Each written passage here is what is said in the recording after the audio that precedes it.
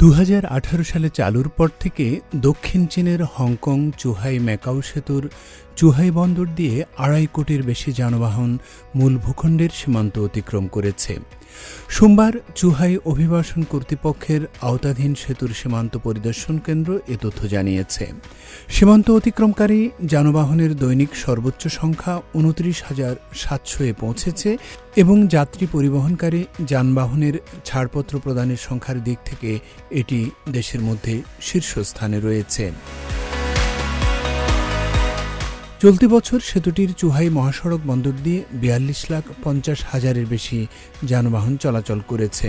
দক্ষিণ চীনের হংকং বিশেষ প্রশাসনিক অঞ্চল, ম্যাকাও বিশেষ প্রশাসনিক অঞ্চল এবং চুহাই শহরকে সংযুক্তকারী ৫৫ কিলোমিটার দীর্ঘ এই সেতুটি ২০১৮ সালের ২৩ অক্টোবর যান চলাচলের জন্য উন্মুক্ত করা হয়। এটি সমুদ্রের উপর দিয়ে নির্মিত বিশ্বের দীর্ঘতম সেতু ও সুড়ঙ্গ পথ।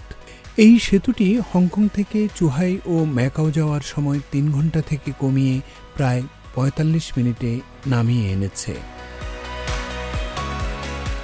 মাহমুদ হাশিম, সিএমজি বাংলা।